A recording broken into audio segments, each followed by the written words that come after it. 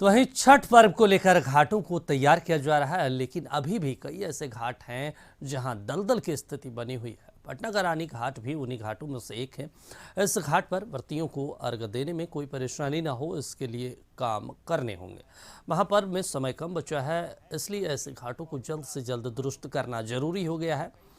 वहीं हमारे सहयोगी आशुतोष चंद्रा ने पटना के खराब घाटों का जायजा लिया। तैयारी शुरू हो चुकी है। लाखों की तादाद में व्रती पटना घाट तक पहुंचेंगे। जिला प्रशासन की तरफ से पूरी तैयारी की जा रही है, लेकिन कुछ घाट ऐसे हैं जहां अभी भी और काम करने की आवश्यकता है। हम तस्वीर दिखाना चाह रहे हैं आपको, पटना के रानी घाट की तस्वीर आप देखिए। यहां पर अभी भी कमोबेश दलदल की स्थिति बनी हुई है।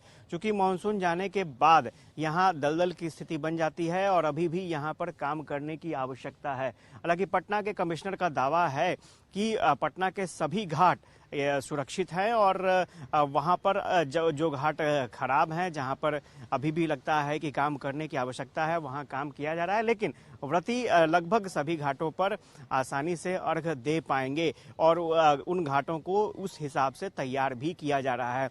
लेकिन जो तस्वीरें निकलकर सामने आई हैं उसमें कई घाट ऐसे हैं जहाँ पर काम करने की आवश्यकता है। मुख्यमंत्री नीतीश कुमार ने भी अपने विजिट के दौरान ये दिशा निर्देश दिए थे कि जो भी घाट खराब लग रहे हैं, जहां पर दलदल की स्थिति है, वहां पर जल्द से जल्द काम पूरा किया जा सके, क्योंकि समय अब बहुत ही कम बचा है और काम बहुत ज़्यादा है। तो ये रानी घाट की तस्वीर हम दिखा रहे हैं और स्वाभाविक तौर पर यहाँ भी काम करने की आवश्यकता है और अगर यहाँ पर काम होगा तभी यहाँ पर बेहतर तरीके से व्रती अर्घ दे पाएंगे। लेकिन फिलहाल जो स्थिति दिख रही है, यहाँ पर दलदल की स्थिति है और साथ ही साथ अगर इस बैरियर के आगे अगर जाएंगे, जहाँ तक मिट्टी दिख रहा है, वहाँ पर सीधा अंदर धंसान की स्थिति नजर आ रही है। तो इस घाट पर बहुत ही संभल कर अर्घ देना पड़ेगा लोगों को और जो व्रती यहाँ पर पहुँचेंगे, और उन्हें ख्याल रखना पड़ेगा कि कहीं कोई दुर्घटना ना हो जाए। लेकिन फिलहाल यहाँ पर